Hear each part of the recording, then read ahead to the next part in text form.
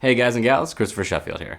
So a lot of the videos that I've done for this series have been on pretty broad topics, whether it's storytelling in general, directing in general, finishing your projects, that sort of thing. So I wanted to make a video about a topic that's a little more specific. Today I'm going to talk about an element of cinematography that I think is very important, and that is dynamic lighting. Pretty often I actually see a lot of newer filmmakers get confused in the difference between dramatic lighting and dynamic lighting. So I want to give you some examples to help you understand the differences here.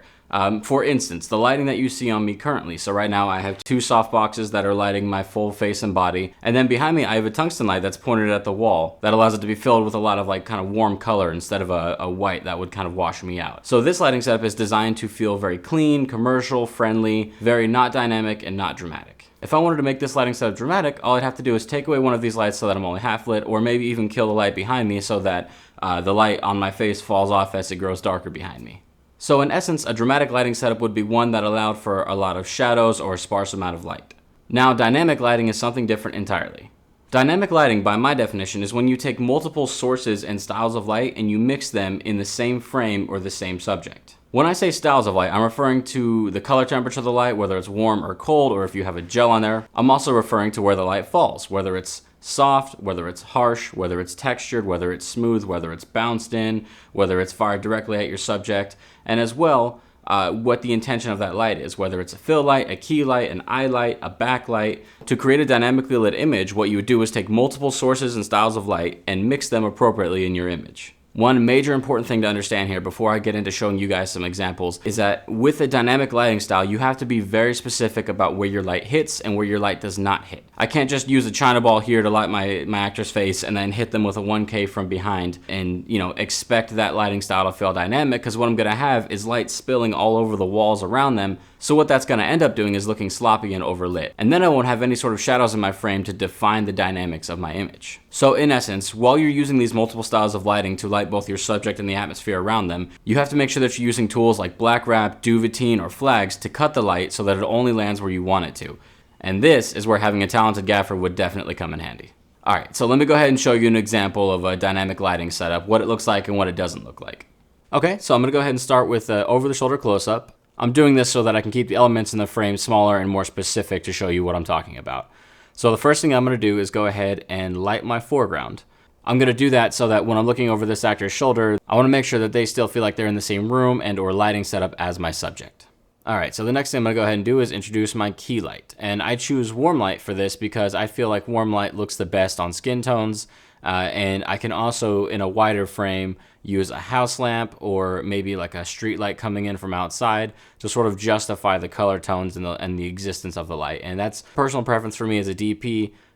In most projects, I like to justify my light within the real world so that it makes the whole project feel more grounded. So the light that I'm using here is an ARRI 650 watt tungsten. I'm using a cut of diffusion cloth over the light so that it allows a nice soft spill over her face. Where my lights become shadows, it's a nice creamy transition, and this way I'm able to have shadows in my image without them being unseemly. This particular light is positioned to camera right and lifted up high so that the shadows are moving down as opposed to across. And again, that's another tactic to make sure that the shadows are rolling elegantly around the edges of the face as opposed to just, pushing across it. Dynamic lighting sometimes means that you're going to mix color tones, so I chose to go with a cooler tone in the background. In my opinion, it's always a good idea to have a background light so that your image now has both a background, middle, and foreground.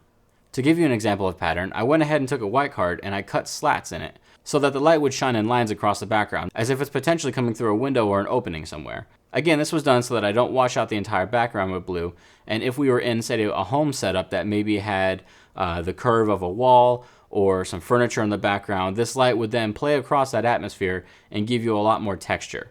And then to bring the image together, I add a backlight. I decided to go ahead and color my backlight the same as the spill on my wall. That way it feels like it's all coming from the same source. So like I said, potentially the moon coming through an open window or some other source similar to that. You can see that the light not only rims her shoulders and the barest back edge of her face, which gives us a much stronger outline on her cheeks and kind of defines her face better, but it also allows her hair to shine up a little bit, which is another thing if you have an actress like this with very thick, dark hair. It'll help keep the hair all from being the same tone or shade. So in this example, I'm using 3 different lights, 2 different color tones, and 3 different types of lights. I have a soft light on her face, I have a harsh light on her back, and I have a light that's cut with a pattern on the wall behind her. And of course, like everything, this is subjective. Not all dynamic light is created equally. Sometimes it can be used romantically, and sometimes it can be used to change a tone in a scene quickly by turning into one light or another. Or like here in this example where I use the dynamic lighting structure to create harsh lines across the actors' faces and really help sell the drama of the moment. In general, your best results with dynamic lighting are going to come from the mixture of harsh and soft light to create texture. Alright guys and gals, so that's a wrap on this video. Hopefully I was able to help you out and teach you something. Again, this is all very subjective, so if you have some better suggestions or some examples that you want to show people that are watching, please feel free to share in the comments below.